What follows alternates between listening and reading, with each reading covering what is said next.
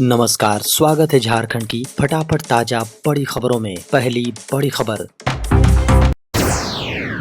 झारखंड में अगले 4 दिनों तक कहीं कहीं गरज के साथ बारिश एवं वज्रपात की संभावना। मौसम विज्ञान केंद्र की माने तो 23 सितंबर को झारखंड में कहीं कहीं गर्जन के साथ वज्रपात की भी संभावना है। बता दें कि मौसम विभाग ने कहा है कि अगले 3 दिनों तक झारखंड में अधिकतम तापमान में कोई बड़े बदलाव की संभावना नहीं है। बता दें कि झारखंड के मौसम की बात करें तो अगले 4 दिनों तक झारखंड में कहीं कहीं गरज के साथ बारिश एवं वज्रपात होने की संभावना है। बता दें कि इसके लिए मौसम विभाग ने चेतावनी भी जारी कर दी है। मौसम विभाग ने कहा है कि समुद्र तल पर बना मानसून टर्फ राजस्थान के बीकानेर, मध्य प्रदेश के गुना और सागर, छत्तीसगढ़ के बिलासपुर और ओडिशा के चांदबाली होते हुए पश्चिम बंगाल की खाड़ी की ओर बढ़ रहा है। वहीं एक ईस्ट वेस्ट ट्रफ है जो दोनों अपर एयर साइक्लोनिक सर्कुलेशन के साथ तटीय आंध्र प्रदेश से होकर म्यांमार के तटीय इलाकों की ओर बढ़ रहा है। बता दें कि ये दोनों साइक्लोनिक सर्कुलेशन 23 सितंबर को लो प्रेशर एरिया में बदल जाएंगे। इसका असर झारखंड समेत कई राज्यों में देखा जाएगा। झारखंड में जेएसएससी सीजीएल की परीक्षा हुई खत्म, इस दिन जारी हो सकते हैं आंसर की। झारखंड में जेएसएससी सीजीएल यानी जेजीजीएलसीसीई की परीक्षाएं खत्म हो चुकी हैं। बता दें कि 21 और 22 सितंबर को झारखंड के कई जिलों में आयोजित इस परीक्षा में उपस्थित होने वाले उम्मीदवार अब रिजल्ट का इंतजार कर रहे हैं। बता दें कि जेएसएससी सीजीएल परीक्षा 3 शिफ्ट में आयोजित की गई थी। 21 और 22 सितंबर को यह परीक्षा पहली शिफ्ट में सुबह 8:30 बजे से 10:30 बजे तक, वहीं दूसरी शिफ्ट में सुबह 11:30 बजे से 1:30 बजे तक और तीसरी शिफ्ट में दोपहर 3 बजे से शाम 5 बजे तक आयोजित हुई थी। बता दें कि आंसर की सितंबर के अंतिम सप्ताह में जारी हो सकती है। हालांकि इसकी कोई आधिकारिक सूचना अभी तक नहीं आई है। सरकार ने जारी की सभी राज्यों को एडवाइजरी, अब देश में सभी शैक्षिक संस्थान होंगे तंबाकू मुक्त। केंद्र सरकार देश भर के शिक्षण संस्थानों को तंबाकू मुक्त बनाने पर जोर दे रही है। खबर है कि तंबाकू मुक्त शिक्षण संस्थान की नीति को लागू करने के लिए केंद्रीय शिक्षा मंत्रालय और स्वास्थ्य मंत्रालय ने देश के सभी राज्यों और केंद्र शासित प्रदेशों को एक साझा एडवाइजरी जारी की है। खबर है कि कहा गया है कि सभी शिक्षण संस्थानों में तंबाकू मुक्त नीति का सख्ती से पालन किया जाए। बता दें कि भारत के युवाओं में तंबाकू के इस्तेमाल को लेकर बढ़ती चिंता को दूर करने की दिशा में केंद्र सरकार का यह एक ठोस प्रयास है। खबर है कि केंद्रीय शिक्षा मंत्रालय और केंद्रीय स्वास्थ्य मंत्रालय ने संयुक्त रूप से राज्यों और केंद्र शासित प्रदेशों से तंबाकू मुक्त शैक्षिक संस्थान मैनुअल को सख्ती से लागू करने का आह्वान किया है। महाराष्ट्र और झारखंड में चुनाव की तैयारी हुई तेज, चुनाव आयोग का दौरा और तिथियों का जल्द हो सकता है ऐलान। आगामी विधानसभा चुनावों की तैयारियों में चुनाव आयोग जुट गया है।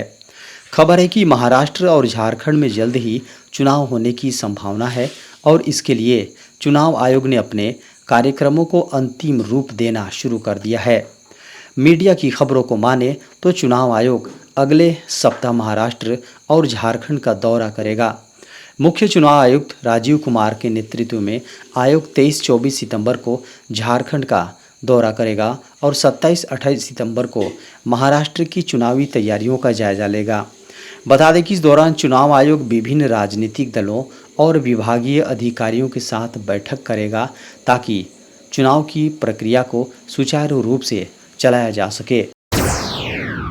झारखंड में इंटरनेट सर्विस फिर से हुई सुचारू, अब बंद करने से पहले लेनी होगी इजाज़त। झारखंड में जेएसएससी सीजीएल की परीक्षा 21-22 सितंबर को आयोजित हुई थी। बता दें कि जेएसएससी सीजीएल परीक्षा को लेकर झारखंड में इंटरनेट सेवा बंद कर दी गई थी। वहीं बंद की गई इंटरनेट सेवा को बहाल करने के लिए झारखंड उच्च न्यायालय में रविवार को जस्टिस आनंद सेन की खंडपीठ में आकस्मिक सुनवाई हुई। इस दौरान अदालत ने जेएसएससी सीजीएल भर्ती एग्ज़ाम को लेकर बाधित किए गए इंटरनेट सेवा को तत्काल बहाल करने का निर्देश दिया है। बता दें कि झारखंड सरकार के इंटरनेट बंद करने के निर्णय पर नाराज़गी जताते हुए कहा है कि भविष्य में इंटरनेट सर्विस बंद करने से पहले हाईकोर्ट से अनुमति लेनी होगी। साथ ही कहा है कि इंटरनेट सेवा परीक्षा के लिए बाधित करना कहीं से उचित नहीं है। वहीं खंडपीठ में राज्य सरकार के गृह सचिव को कोर्ट में उपस्थित होने का निर्देश दिया। रेलवे कर्मचारियों के लिए बड़ी खुशखबरी, दिवाली पर बोनस में 28,200 रुपये की होगी वृद्धि। अगर आप रेलवे में काम करते हैं या आपके फैमिली का कोई मेंबर्स रेलवे में है तो ये खबर आपके काम की है। रेलवे कर्मचारियों के एक समूह ने केंद्रीय मंत्री अश्विनी वैष्णव से छठे वेतन आयोग की बजाय सातवें वेतन आयोग के आधार पर बोनस यानी पीएलबी की गणना करने का अनुरोध किया है।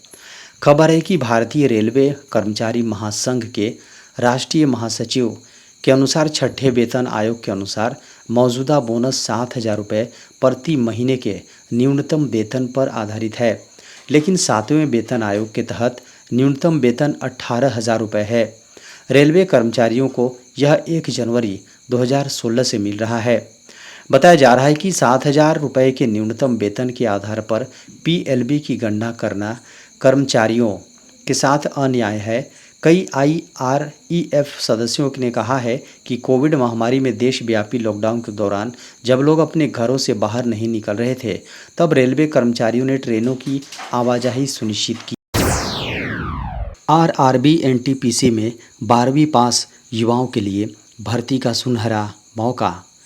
आरआरबी यानी रेलवे भर्ती बोर्ड ने नॉन टेक्निकल पॉपुलर कैटेगरी गैर स्नातक पदों पर भर्ती के लिए अधिसूचना जारी की है। खबरों को माने तो अधिसूचना के अनुसार 12वीं पास उम्मीदवार कुल 3,445 पदों के लिए ऑनलाइन रजिस्ट्रेशन कर सकते हैं। बता दें कि आवेदन करने की प्रक्रिया 21 सितंबर से शुरू हो गई है। इच्छुक और योग्य उम्मीदवार ऑफिशियल वेबसाइट rrbapply.gov.in पर जाकर आवेदन कर सकते हैं। बता दें कि आरआरबी की इस भर्ती में आवेदन करने की अंतिम तिथि 20 अक्टूबर है। हालांकि उम्मीदवार को फीस भरने के लिए 2 दिन का और समय मिलेगा। कैंडिडेट 22 अक्टूबर तक फीस सबमिट कर सकते हैं। एप्लीकेशन सबमिट करने के बाद उम्मीदवारों को उसमें बदलाव के लिए भी समय मिलेगा। वहीं करेक्शन विंडो 23 अक्टूबर से 1 नवंबर तक खुली रहेगी। बता दें कि आरआरबी एनटीपीसी की इस भर्ती के लिए फिलहाल एग्ज़ाम की तिथि की घोषणा नहीं हुई है। आवेदन प्रक्रिया के ख़त्म होने से पहले परीक्षा की तारीख का ऐलान कर दिया जाएगा। वहीं परीक्षा से करीब 3 से 5 दिन पहले प्रवेश पत्र जारी हो जाएंगे। भारत अमेरिका वैश्विक स्वच्छ ऊर्जा की आपूर्ति श्रृंखला सुरक्षित करने के लिए साथ मिलकर करेंगे काम। भारत और अमेरिका की ओर से वैश्विक स्वच्छ ऊर्जा की आपूर्ति श्रृंखला को सुरक्षित करने के लिए $1 अरब की साझेदारी का ऐलान किया गया है, जिसमें स्वच्छ ऊर्जा के बढ़ रहे उपयोग का फ़ायदा उठाया जा सके। बता दें कि इसमें उच्च गुणवत्ता वाली नौकरियों के मौके, स्वच्छ ऊर्जा को अधिक तेज़ी से आगे बढ़ाना और वैश्विक जलवायु लक्ष्य को पाना शामिल है। सरकार की ओर से रविवार को यह बयान दिया गया है।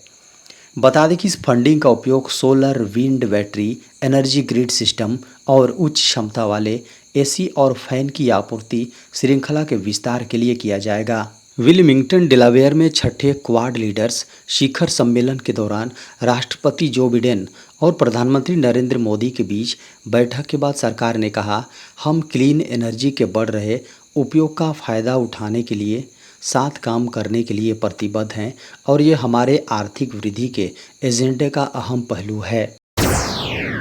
केंद्रीय सरकारी कर्मचारियों को बड़ी राहत, हवाई यात्रा में रियायत का उठा सकेंगे फ़ायदा। केंद्र सरकार ने हाल ही में केंद्र सरकार के कर्मचारियों को जम्मू कश्मीर, लद्दाख, अंडमान और निकोबार द्वीप समूह और पूर्वोत्तर क्षेत्र में लीव ट्रैवल कंसेशन यानी एलटीसी पर जाने की अनुमति देने वाली योजना को 2 साल के लिए बढ़ा दिया है। खबर है कि इस विस्तार का उद्देश्य सरकारी कर्मचारियों के लिए यात्रा के मौके को बढ़ाना और इन क्षेत्रों में पर्यटन को बढ़ावा देना है। सभी पात्र सरकारी कर्मचारी 4 साल की ब्लॉक अवधि में अपने एक होम टाउन एलटीसी को परिवर्तित करके पूर्वोत्तर क्षेत्र जम्मू और कश्मीर, अंडमान और निकोबार और लद्दाख में किसी भी स्थान पर जाने के लिए एलटीसी का लाभ उठा सकते हैं। खबरों की माने तो जिन सरकारी कर्मचारियों का गृह नगर इन क्षेत्रों में स्थित है, उन्हें भी अपने होम टाउन एलटीसी को उल्लेखित 4 क्षेत्रों में से किसी एक में किसी भी स्थान पर जाने के लिए परिवर्तित करने की अनुमति होगी, सिवाय उस क्षेत्र के जहां उनका होम टाउन स्थित है। केंद्रीय कर्मचारियों और पेंशनर्स के डीए में वृद्धि निश्चित, 1 अक्टूबर से बढ़ जाएगी इतनी सैलरी। केंद्रीय कर्मचारियों और पेंशनर्स का महंगाई भत्ते का इंतज़ार जल्द ही ख़त्म होने वाला है। सरकार जल्द ही महंगाई भत्ते डीए में वृद्धि करने जा रही है, जो एक बड़े तोहफे की तरह होगा। इससे कर्मचारियों की सैलरी में बम्पर वृद्धि देखने को मिलेगी। माना जा रहा है कि इस बार सरकार डीए में 3% की वृद्धि कर सकती है, जिससे सभी के चेहरे पर खुशी देखी जा रही है। सरकार किसी भी दिन यह बड़ा ऐलान कर सकती है। डीए में वृद्धि को लेकर अभी तक कोई आधिकारिक घोषणा नहीं हुई है, लेकिन मीडिया की खबरों को माने तो यह बड़ा दावा किया जा रहा है, जिसे सभी का खुश होना तय है। 3% के बाद डीए बढ़कर 53% हो जाएगा। फिलहाल कर्मचारियों को 50% डीए का फ़ायदा मिल रहा है। अगर डीए में वृद्धि होती है तो इसकी दरें 1 जुलाई 2024 से लागू मानी जाएगी। फिलहाल डीए वृद्धि पर आधिकारिक तौर पर कुछ भी नहीं कहा गया है।